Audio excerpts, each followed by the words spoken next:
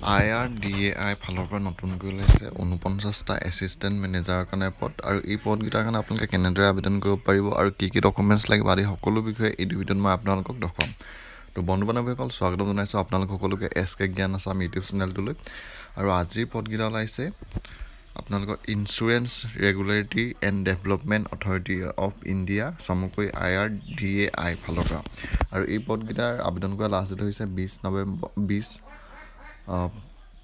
20 ছেপ্টেম্বৰ 2024। তো 20 ছেপ্টেম্বৰলৈকে আপোনালোকে এই পদকেইটাৰ কাৰণে আবেদন কৰিব পাৰিব। আৰু টোটেল পদ হৈছে 49টা এছিষ্টেণ্ট মেনেজাৰৰ কাৰণে ওলাইছে।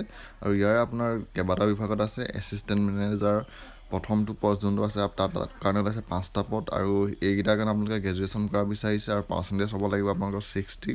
আৰু ছেকেণ্ড এছিষ্টেণ্ট মেনেজাৰ ফাইনেন্সৰ কাৰণে ওলাইছে 5টা, ইয়াৰ কাৰণেও আপোনালোকৰ গ্ৰেজুৱেশ্যন বিচাৰিছে। 3 নম্বৰত ওলাইছে এছিষ্টেণ্ট মেনেজাৰ ল, ইয়াৰ কাৰণে ওলাইছে 5টা। আৰু ইয়াৰ কাৰণে শিক্ষাগত অৰ্হতা ধৰিছে bachelor degree in law with minimum 60%। আৰু 4 নম্বৰটো হৈছে এছিষ্টেণ্ট মেনেজাৰ IT, ইয়াৰ কাৰণে ওলাইছে 5টা পদ। আৰু 5 নম্বৰ এছিষ্টেণ্ট মেনেজাৰ ৰিচাৰ্জৰ কাৰণে ওলাইছে 5টা পদ। আৰু 6 নম্বৰ এছিষ্টেণ্ট মেনেজাৰ জেনেৰেলিটিছ কাৰণে ওলাইছে 24টা পদ। আৰু ইয়াৰ কাৰণে আপোনালোকৰ গ্ৰেজুৱেশ্যন কৰা হ'লেই হ'ব।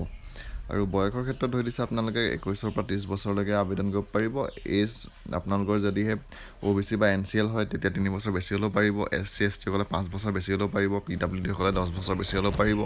PWD OBC NCL সকলে 13 বছৰ বেছি হ'লেও পাৰিব। PWD SC ST সকলে 15 বছৰ বেছি হ'লেও আবেদন কৰিব পাৰিব।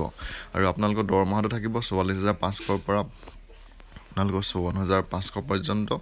এপ্লিকেশ্যন ফিজ আপোনালোকৰ UR সকলে দিব লাগিব 750 টকা, বাকী SC ST PWD সকলে দিব লাগিব 100 টকা। আৰু ইয়াৰ কাৰণে আপোনালোকে অনলাইন যোগে আবেদন কৰিব লাগিব। আৰু ডকুমেণ্টছ কি লাগিব সেইকেইটাও ইয়াত আপোনালোকক দি দিছে। আৰু অনলাইন আবেদন আৰম্ভ হৈছে 21 আগষ্ট 2024 পৰা আৰু লাষ্ট ডেটটো হৈছে 20 ছেপ্টেম্বৰ 2024। তো 20 ছেপ্টেম্বৰলৈকে আপোনালোকে এই পদকেইটাৰ কাৰণে অনলাইন যোগে আবেদন কৰিব পাৰিব।